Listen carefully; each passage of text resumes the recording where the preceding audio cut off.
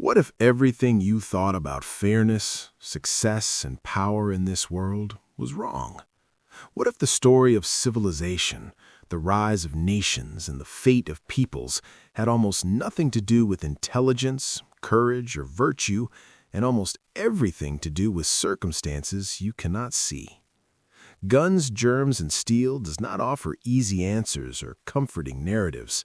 It asks you to confront the invisible forces that have shaped history and still shape our world today, to see beyond the triumphs and defeats of individuals, and to recognize that much of human destiny is determined by structural advantage, contingency, and chance. From the very beginning, Diamond challenges you. The world is not fair, and success is not always earned. Understanding this is the first moral awakening this book offers. History, as Diamond reveals, is not a testament to human superiority. Across continents and millennia, people have created rich cultures, complex societies, and brilliant inventions.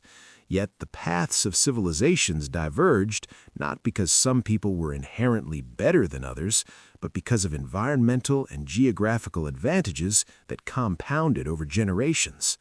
Fertile land, domesticable animals, navigable rivers, and the right climate gave some societies tools to grow food surpluses, develop technology, and build complex institutions. Others, equally intelligent and capable, were constrained by deserts, mountains, infertile soil, or lack of domesticable plants. The lesson here is profound. What looks like superiority is often the product of circumstance. For the listener, this is a moral mirror. It asks us to question assumptions about success, to separate achievement from inherent worth, and to cultivate humility in how we judge both the past and the present. Guns, Germs, and Steel, the title of the book, are more than historical facts. They are metaphors for the forces shaping life itself. Agriculture allowed societies to grow. Population densities rose, specialization emerged, and technological innovation became possible. Germs, evolving silently alongside domesticated animals, became invisible weapons, reshaping societies even before armies clashed. Steel, as the emblem of technology, symbolizes the cumulative achievements that societies could leverage only because of long-standing advantages. Yet Diamond's deeper message is not just causal, it is ethical. Understanding these forces forces us to confront questions about fairness, responsibility, and moral judgment. Why do some societies wield power while others struggle? Is this a result of virtue or of circumstance?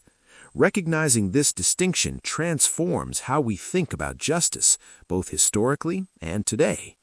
The moral insight of the book emerges most clearly when considering inequality.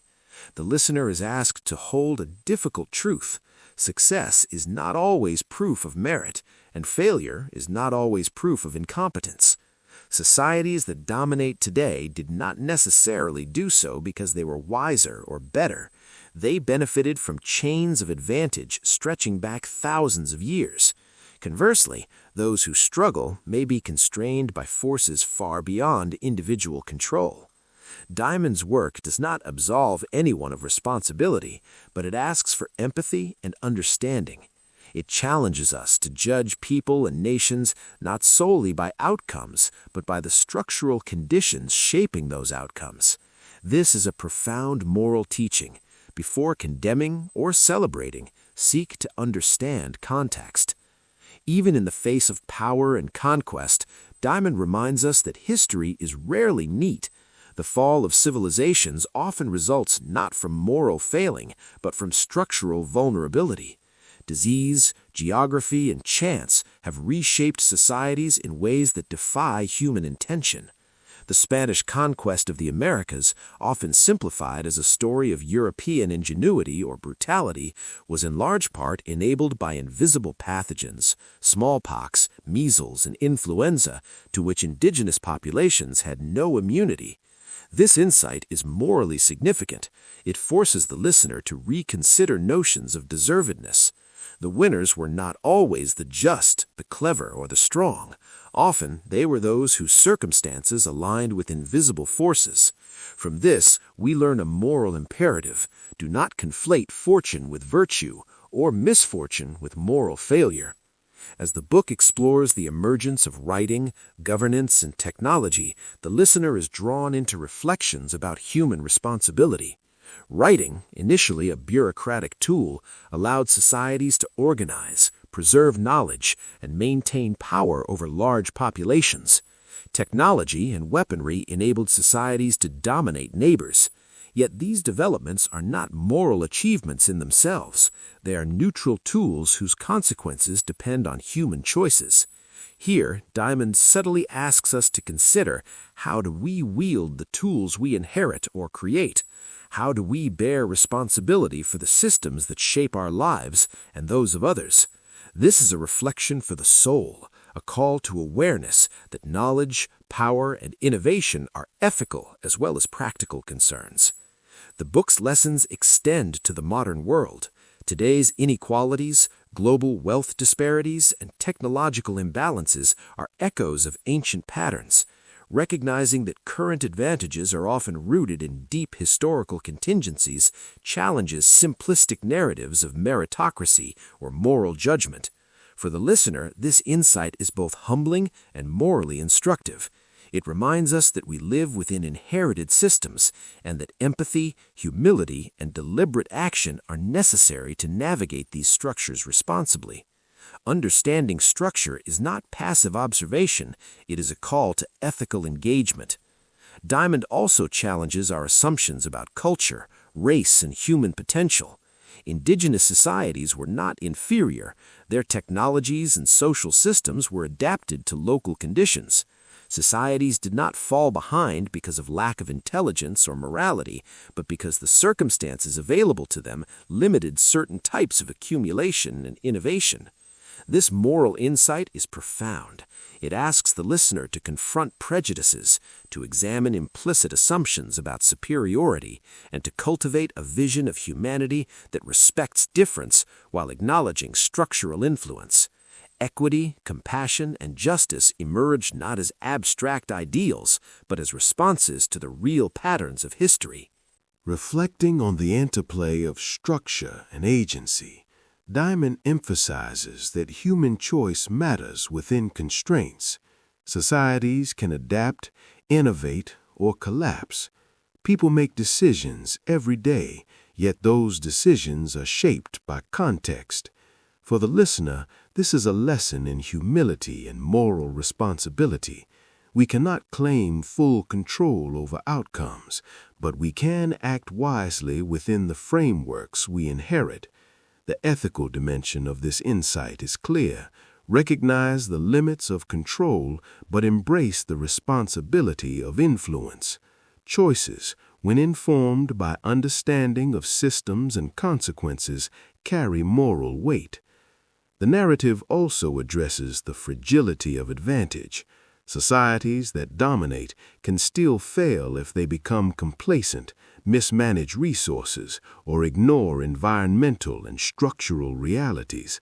This is a moral reminder that power is not permanent, and that stewardship, foresight, and ethical consideration are essential. Understanding history in Diamond's terms cultivates a sense of moral vigilance, to wield power wisely, to honor context, and to respect the delicate balance that sustains societies. It is a call for conscience as much as comprehension.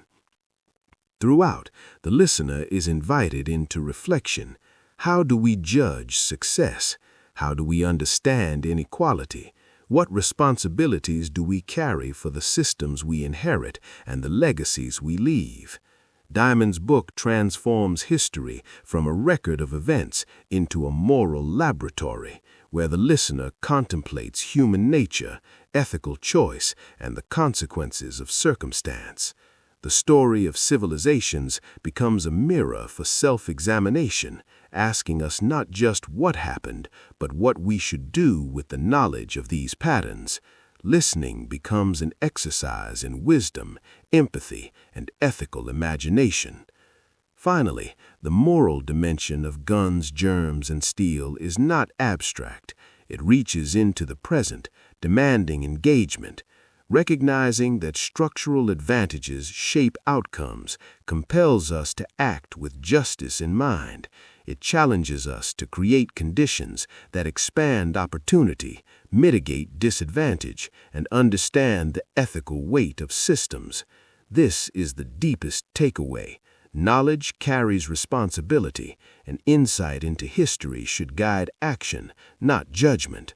For the faceless listener, it is a meditation on fairness, power, and humanity, an invitation to think deeply, act consciously, and cultivate a moral lens in evaluating both past and present. In the end, Jared Diamond's work is not just history, it is a moral compass. It teaches humility, demands empathy, and illuminates the quiet forces shaping lives across time.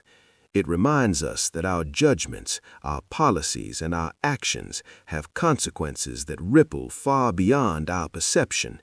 For anyone listening deeply, this is not a passive story. It is an ethical awakening, a call to understand the structural roots of advantage and disadvantage, and a guide for engaging with the world responsibly.